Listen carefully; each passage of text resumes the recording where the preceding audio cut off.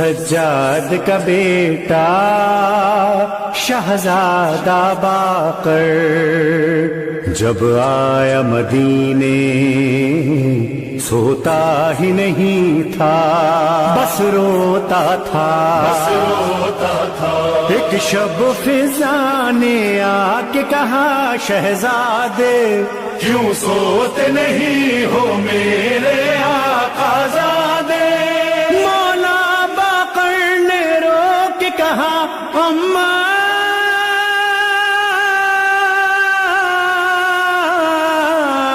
देखा है नाखों ने दादा के कटे सर को, न भूलूंगा मैं वो कल वो बला, पढ़ूंगा सजा यही वसिया हमारा। वो इमाम जिन्होंने बचपने में इतने पत्थर खाए हों, 3.5 बरस के इमाम हैं और उन्हें पत्थर लग रहे हैं। अगर मैं आप में से किसी की तरफ अपना रुमाल भी फेंक दूं ना तो आपका हाथ फौरन चेहरे पे आ जाएगा। जानते हैं क्यों?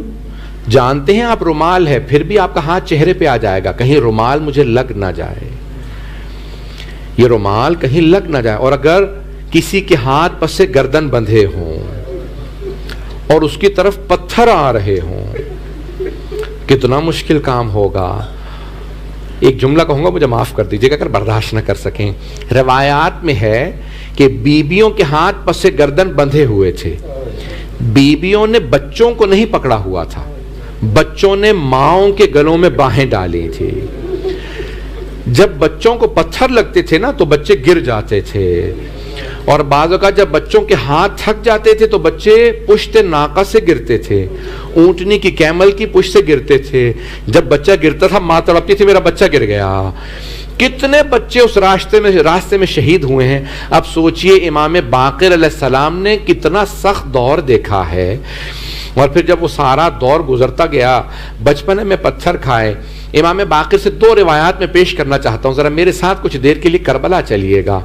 किसी ने पूछा, ए मोहम्मद बाक़िर अलैहिस्सलाम मौला, हमें लोगों ने बताया है, करबला में जो आने वाले आपके दादा हुसैन के दुश्मन थे उन्होंने बताया है कि जब आपके दादा हुसैन जुलजना की पुश्त से ज़मीन पे गिर गए तो जुलजना उनका तवाफ कर रहा था।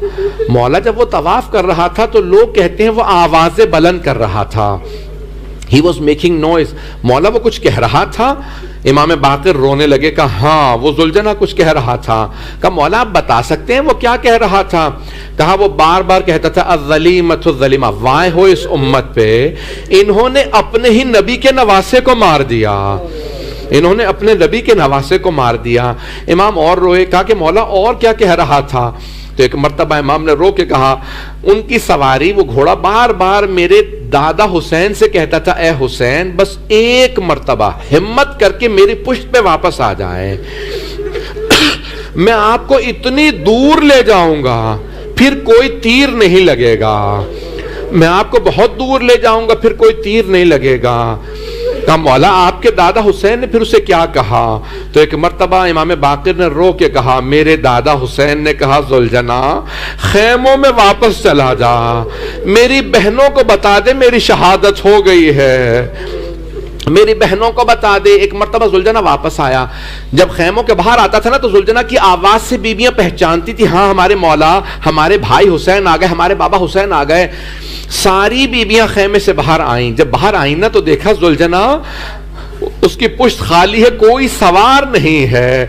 तो अब एक मर्तबा सारी बीबियां, इमाम ज़माना कहते हैं मेरा सलाम हो मेरी फुप्पियों पे जो अपने चेहरों पे लातमातल खुदूद, चेहरों पे मातम करती जाती थी, सीनों पे मातम करती थी, रोती जाती थी इमाम हुसैन को। उस वक्त एक छोटी सी बच्ची ने जुलजना की कटी बागों में हाथ डाला और रो के कहा, या जवाद हल सोकया अभी अमकोतला अछाना, ए जुलजना जब मेरे बाबा खैमे से गए थे बहुत प्यासे थे, बस इतना बता दे क्या मेरे बाबा को प्यासा ज़िबा कर दिया है या मेरे बाबा को तूने पानी पिला दिया था?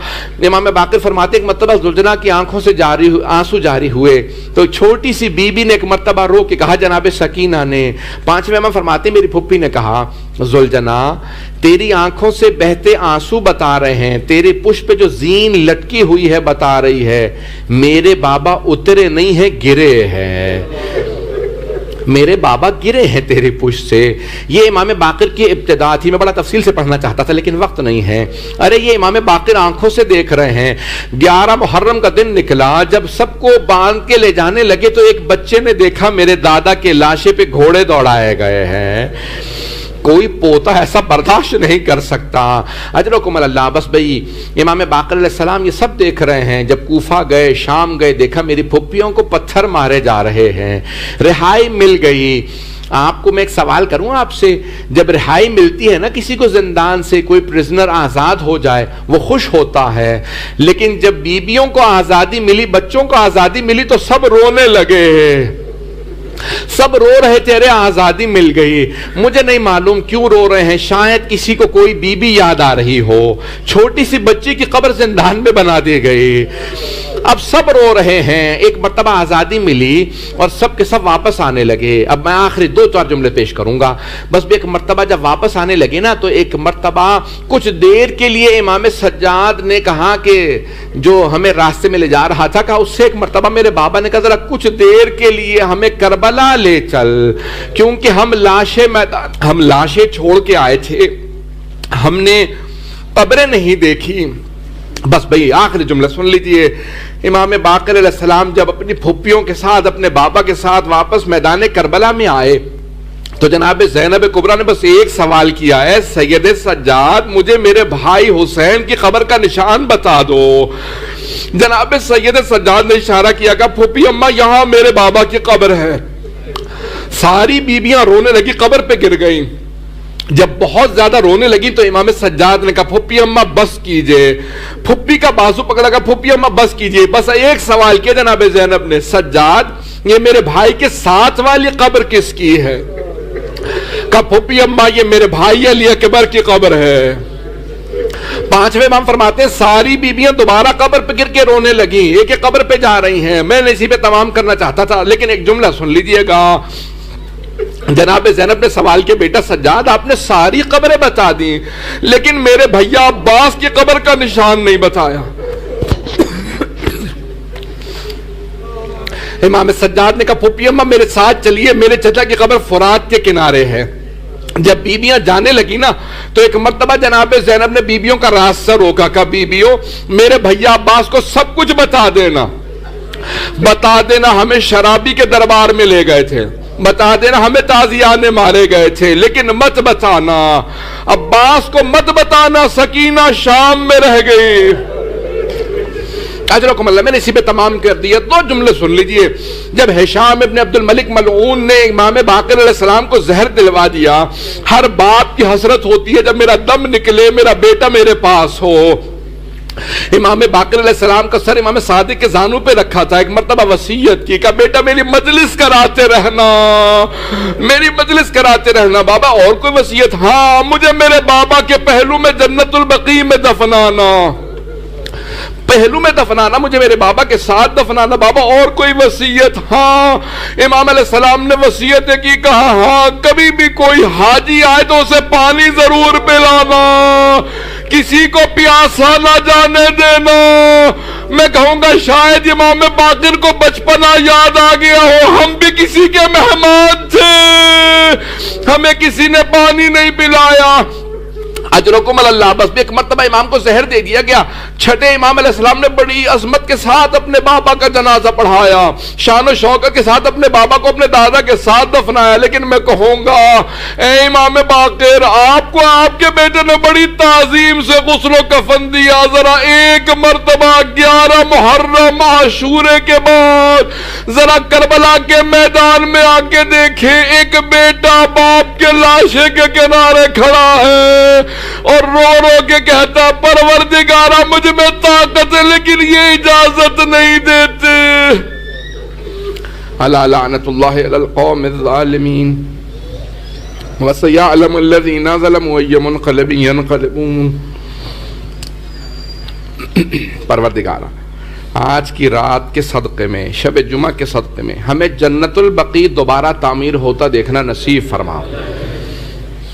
परवरदिगारा ताबूत बरामद होने वाला, सिर्फ 2 जुमले कहूंगा। अभी ताबूत बरामद होगा, जब ज़ियारत कीजिएगा तो 12वें इमाम को पुरसा दे के कहिएगा, मौला आपको पुरसा देते हैं, अगर किसी बेटे के सामने, पोते के सामने दादा की कब्र को तोड़ दिया जाए तो बड़ा सदमा होता है। जन्नतुल बकी की टूटी हुई कब्रों पे आज आप जब पुरसा लेने जाएंगे, मौला हमारा भी सलाम पहुंचा दीजिएगा, एक नजर करम कीजिएगा। मौला लोग कितने कितनी दूर से आए हैं, सब एक ही नीयत से आए हैं। अरे हम 5वें इमाम का पुरसा देने जा रहे हैं जनाब सैयदा को, इमाम ज़माना को, लेकिन है जनाब सैयदा बस इतना ही कहेंगे, आपकी और आपके सब बेटों की कब्रें टूटी हुई हैं जन्नतुल बकी में 4 इमामों की। परवरदिगारा हमें जन्नतुल बकी की टूटी कब्रें तामीर होता देखना नसीब फरमा, 12वें इमाम का ज़हूर देखना नसीब फरमा, दुश्मनाने अहले बैत को नीस्त व नाबूद फरमा, दाइश व तालिबान को गारत फरमा, मोमिनीन की हिफाजत फरमा। मातम हुसैन या हुसैन।